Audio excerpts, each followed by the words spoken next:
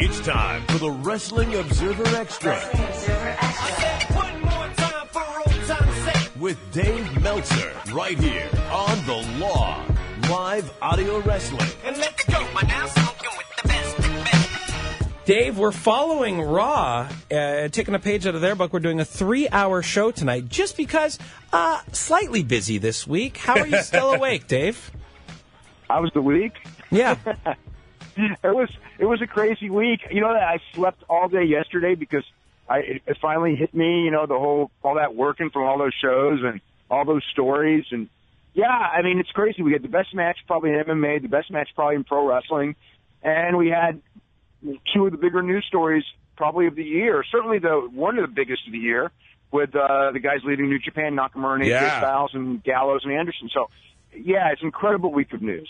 Well, and then the debut of Mauro Ranallo on SmackDown. I mean, just incredible, yeah. A lot of big stuff happening, but let's start there, though. We've spent the whole first hour going over the week of news, so we just wanted to expand upon it with you.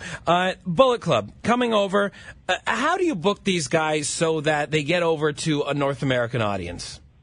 Well, it's all of them are different. I mean, I think the Gallows and Anderson are probably going to be brought in as a tag team. And, and probably in NXT, I'm guessing, at least at first. I mean, AJ Styles and Nakamura, I think that the thing with both of them is especially Nakamura, I think that they should build intrigue for him for, like 4 to 6 weeks with videos and hype and things like that. So people want to see him before they see him. If he just shows up on Raw, he still may get over in time. But I think that they need to, hype the idea that this guy is, one of the biggest stars in the world, because if they just bring him in and he's just a guy, you know how that happens. I mean, yeah, a lot of guys flounder there that are very talented. I mean, as far as AJ goes, people are going to know AJ from TNA and things like that. Now, not everyone will know him, but a lot of fans will know him, and it's kind of up to him, I think, in a lot of ways to just make sure that people realize, and he's got some really cool stuff. I mean, he's got to do that cool stuff and get people to kind of drop their jaws and go, whoa. And, of course, they can't beat him the second weekend also. Well, yeah, we'll see. How about, putting a mouthpiece with, Nakamura and Paul Heyman, I think, would make a pretty wicked pairing. And you could, like you said, build the intrigue, and then you could have Heyman kind of do the talking for him. Well, the great thing, you know what, is that's kind of like, use the model of Gary Hart and the Great Muta from whatever it was, 20 years ago. But with a smart way of doing it, which is when Muta started getting over, they really held off the turn. And this one, it's like you go in there with the idea that he's not a salt-throwing, misblown Japanese guy. And, in fact, we know his long-term role is as a babyface. But Heyman is there, and, from the very start, you're building up the turn. Because And he knows enough English to get by, but yeah, that would probably be the way to do it. Dave, when you look at Shinsuke Nakamura in a year from now, I think this will speak much more volume-wise on the WWE than it's going to be Shinsuke Nakamura. And if they simply look at this guy as someone, he can't speak English, we're handcuffed with it. This is one of the most charismatic performers out there. And I think that all of this talent coming in, it very much, everyone's concern is how are they going to be handled on the main roster. This is talent that has gotten over outside of the WWE, and they're in a place right now where they are somewhat backed up against the wall in terms of finding talent, and the investment, especially for Styles and Nakamura, almost necessitates that. Yeah, Nakamura I agree with you that this is going to be the real test of WWE. I said the same thing about the women. And the one I've been saying is Bayley. Mm-hmm. Of course, we don't know how Bayley's going to do in the main roster. Those are real tests because they're already people who've proven that they can get over. I mean, so it's not like they're very talented, but can they get over? We know both of these people can get over tremendously. And the other thing with Nakamura is that he got over in Ring of Honor huge. I mean, more than any of the other Japanese guys there. So he can get over to the American audience. Now, granted, that's not the whole audience. That's a segment of the audience, the Ring of Honor audience. But the point is, when you can, it's still no different than a Kevin Owens in the sense of Kevin Owens got over to the Ring of Honor audience. Could he get over to the big audience? Well, if you give him a chance to, obviously he can. And it's the same with Nakamura's just got so ridiculous amount of charisma and ability that, the only way it's not going to work is if they botch it or he gets hurt. Those are the only two options. anything else is he'll make it. Dave, all week long, I've been listening to your podcast and such, and you've been hinting about sooner than expected, and referred to AJ Styles as a surprise. Are we looking at the possibility of a Royal Rumble inclusion for AJ Styles? From what I gathered, that was the plan, but it was supposed to be a big surprise, and now that it's out there, I don't know if they'll do it that way, because the thing with this one is this one got so big so quick that they acknowledged it, and they couldn't keep it quiet. So now I don't know. But yes, the idea was it's Orlando. It's the Royal Rumble in Orlando. The people know him, and that was the idea. What do you feel are going to be Nakamura's remaining dates with New Japan? I guess in Japan they said that he's going to be done at the end of the month. So it'd be just a couple of dates on the next tour, because I don't think he's working even mid-February. But they haven't announced everything, so that would mean really his last big match would be January 30th at Korakuen Hall, which would have to be the Kenny Omega match, because they've already built up and done the angle for that match. So as best I can tell, that's the only date they got on the schedule that they can do it. Now, did New Japan have the option to go longer with Nakamura? Was it their call that they're just going to cut ties at the end of the month, or was that just the contract's up and that's his last date is January 30th? I don't know. The contract's up, and January 31st would be the last day of the contract. Now, we can look and go like with Finn Balor. Finn Balor's contract was up January 31st of, I think, 2014. Yes. But he didn't show up until, he worked through, Invasion Attack in April.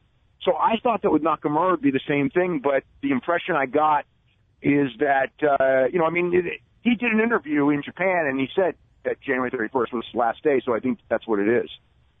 Dave, let's flip over to another huge story this week, and that's John Cena. Torn rotator cuff has already gone in for surgery. The plan going towards WrestleMania looked to be John Cena and Undertaker, correct? Correct, yes. Okay, so this leaves a huge gap in the card of WrestleMania. Undertaker's options are very limited. In your mind, who could you see slotting into that position? It is so hard because of the way everything has been done to come up with someone. I thought it was very interesting that Kevin Owens threw his name in the hat, and he may be the best choice if you look at everything. There's just, I'm sure today they're probably, they're probably regretting doing that Brock Lesnar blow-off a couple of months ago, because, the original plan was Brock Lesnar and Undertaker, and then Vince decided, he wanted to do it on the Hell in a Cell show.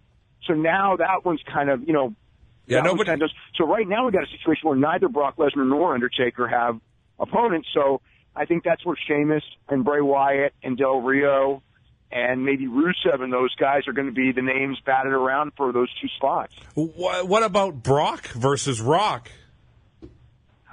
From my impression, Rock's not wrestling. It could happen, but they've got to fix that insurance thing, and all I know is that it hasn't been fixed yet. Wow, that's definitely a turn then, and opens up and closes one big option. So like I said, Rock. Undertaker and Brock. There aren't a lot of options, and there's no miracles. So yeah. That's going to be tough. They're not putting Hogan against any of them, that's for sure. All right, let's hope not. Dave, one gentleman who seems to be maybe a little angry at you is one Randy Orton, you had reported that he was supposed to go in for neck surgery, and Orton has said he has denied that. He says he does not need neck surgery. What have you heard from good old Randy? Okay, so here's the situation. About when I wrote that in November, that was exactly, I had all the details, and it was very detailed on what the situation is.